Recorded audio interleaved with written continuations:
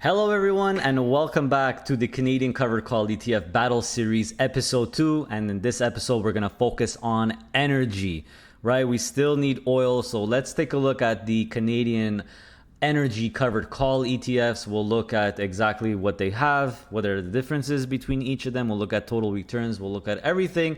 So if you want to invest in energy and oil and gas, well, this is definitely a great episode to consider if you are willing to add some sector specific exposure in your PII portfolio. So the first one we're going to look at is NXF from CI. Remember CI? Oh yes, the CI Energy Giants covered call ETF. Management fee is 65 basis points, and this one holds and the 12-month trailing yield.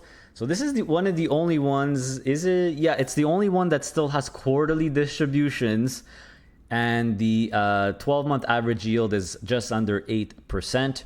If we look at the portfolio, it has 15 stocks only, and these are the 15 stocks, and it's only oil and gas producers. So there's no pipelines in here. There's no Enbridge or anything like that. It's only oil and gas producers, but really the big boys all around the world, by the way.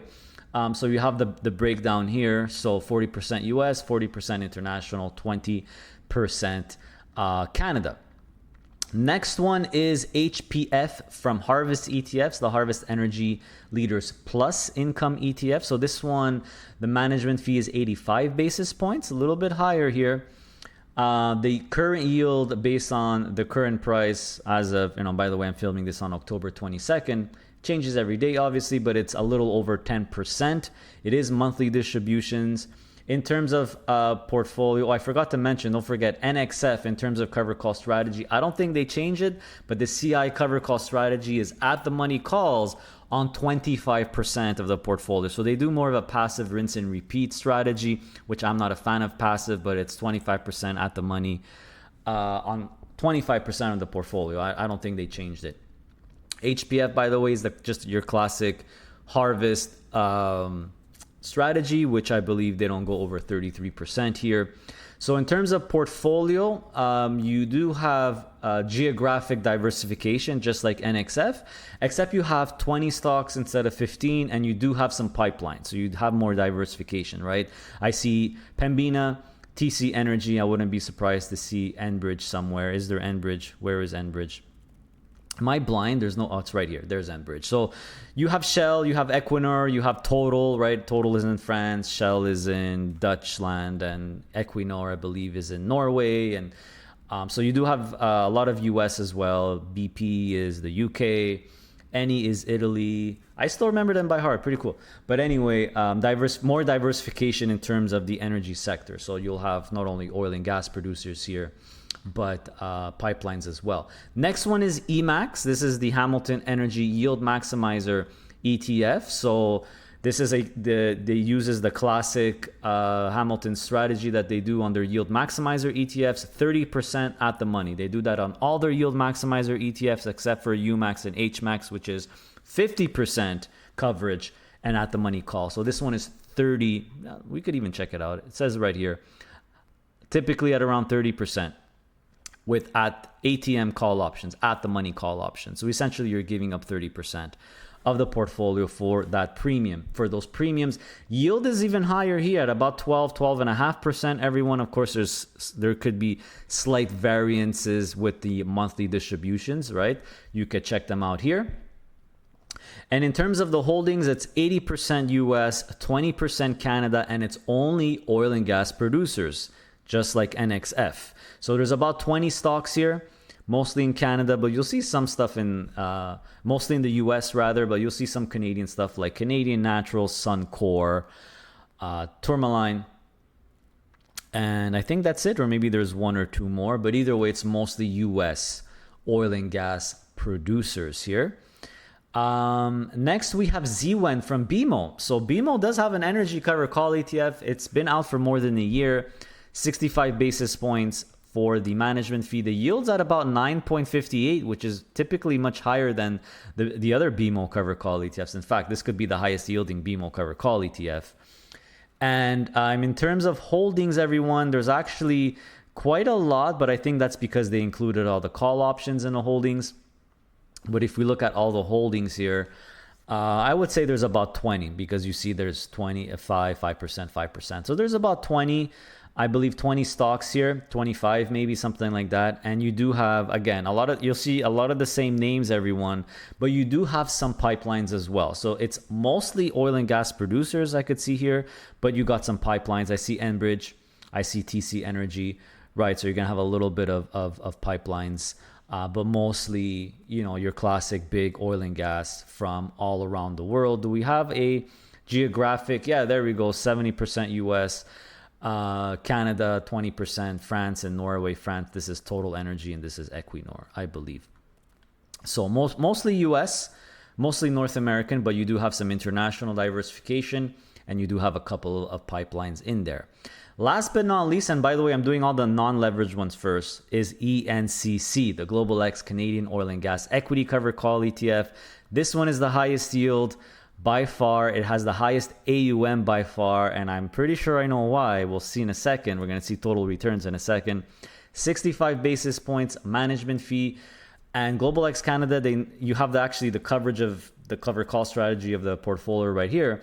They never go over 50%. So right now, for example, they're covering about 43% of the portfolio, and it's 0.5% out of the money calls is the average, right? So it's really cool to see, right? They're generating, you can see they're actually generating approximately 15.22% with the call premiums and the dividends in the portfolio. Remember, guys, oil and gas companies, pipeline companies, they tend to have high dividends. So there's already a dividend yield here. So obviously, if they're making 15.22% approximately, and they're giving out 13.78, it's well covered. So this one, I believe, actually, no, that would be in ENCL. So very steady, 12 cents a month right now, which translates into a very high yield of under 14%. In terms of holdings, well, this is one of the ones that only has Canada. There's about 12 to 13 Canadian only oil and gas producers and pipelines. So you have Enbridge, Pembina, TC Energy. You have some pipelines as well with the oil and gas company. And this one actually, you see a big percentage in the Global X Equal Weight Canadian Oil and Gas Index. It's because, well, if they're not going to write cover calls on 50% of the portfolio, they said, let's just add this ETF passively, which pretty much holds all these stocks. You could check it out for yourself. But that ETF, and even ENCL actually follows an index called the Murray Asset Equal Weight Canadian Oil and Gas Index. Here you have it right here. You click on it. So you're going to get about 12 to 13 stocks, and these are the 12 to 13 stocks you're going to get, guys, right? All Canadian, all pretty much big cap, and oil and gas producers, and the pipelines as well. Now, if we do some total return comparisons here, I decided to do NXF versus HPF versus ZWEN versus EMAX, because these ones have, ENCC. We're going to look at it in a second, but it's only Canadian. So all of them have been out for a year. And if we look at the 1 year returns, you see that ZWEN is the clear winner here by a lot for 1 year. But in terms of year to date, the Harvest one is actually number one in terms of year to date. So only two of them have been out for 3 years plus. You see the total returns here, 3 years plus, 5 years as well. So NXF, HB, and the Harvest one are fairly close.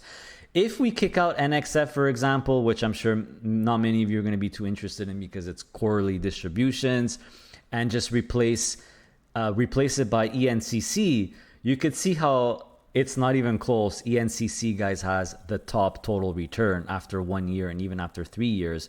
Now, keep in mind, ENCC used to be another probably energy covered call ETF, but I believe it's in mid-2023. Sometimes I get my years mixed up. It could be mid-2022, but I'm pretty sure it was mid-2023 where Global X Canada did their rebrand from Horizons, and they changed and rebranded all their covered call ETFs. So I think the 10-year return, looking at the 10-year return, is probably not going to be accurate, because I think they changed ENCC to make it only Canadian and 10 stocks. So I would really only consider the last 1 year or 3 years in terms of performance. But hey, it's been really, really good. ENCC clearly the winner here, guys. For the leverage ones, there's only two. There's ENCL, which is just a 25% leverage version of ENCC. And there's Oily from Evolve. So they're very, very similar in terms of what they hold. So ENCL is just, we already saw the holdings.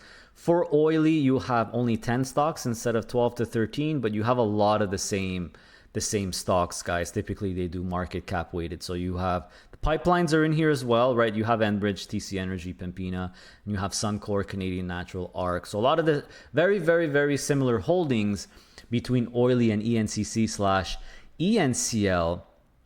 So if we do the total return comparison and add ENCL to the mix and oily, unfortunately oily, we don't even have 1 year of data. We don't have any information, but you could clearly see that ENCL, guys, is the big winner, right? I put the BMO one because it was the top 1 year performance, but you see that ENCL is outperforming ENCC, obviously, because of that 25% leverage. And by the way, ENCL has the highest yield out of all of them, even higher than oily, I believe.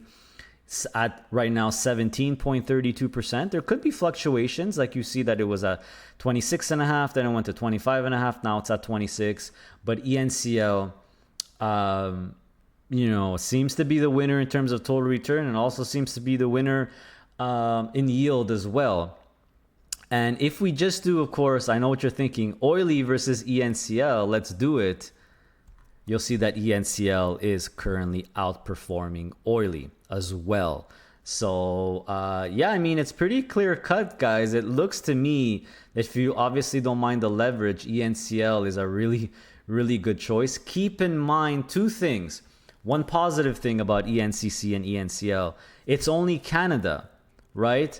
Things like NXF, HPF, and EMAX, for example, they do have US and maybe international oil and gas companies, which means it won't be as tax efficient as ENCC, ENCL, and oily in a cash account because it's going to have some foreign income.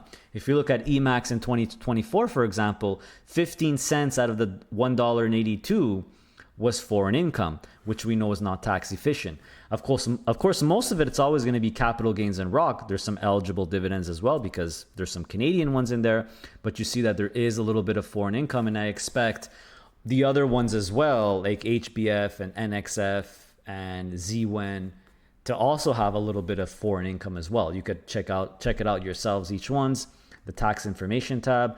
But ENCC, ENCL, and oily will never have foreign income because it's only Canadian stocks. So you'll only ever have Canadian eligible dividends, return of capital, and capital gains. So for example, if we look at ENCC in 2024, 20% Canadian eligible dividends, 52% capital gains, 26, almost 27% in ROC. So that's one advantage of ENCC, ENCL, and oily over the other ones. More tax efficient in a cash account. Obviously, TFSA, RSP doesn't matter. But the negative, I would say, maybe you feel it's not a negative, but I think it increases the risk a little bit. It's only Canada, right? It's only Canadian companies. So let's say something goes wrong with the Canadian oil and gas sector for whatever reason, political or whatever, and those stocks inside take a hit. Well, ENCC, ENCL, and oily will go down harder because it's concentrated in Canada. You might see that as a negative, or others might see it as a positive. I don't know. I just want to point out that you have, more geographic risk with those ones, but you have better tax efficiency. So there you have it, everyone. So it's pretty clear cut, and the AUM speaks for themselves. ENCC, ENCL seem to be the most popular, best performance, highest yield as well. So obviously Global X, their team is really good at writing the calls on these stocks here.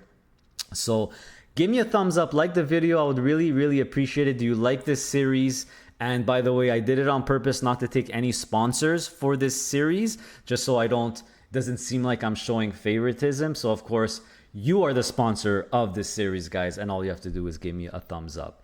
So thank you so much for watching. Let me know what sector or episode you want to see in the next the next episode of the series. You want to see materials? You want to see Canadian banks? You want to see S&P 500? I have about 10 episodes lined up in this really cool series. Hopefully you appreciate it. So as usual, everyone, stay safe, stay passive, stay honorable. See you next time.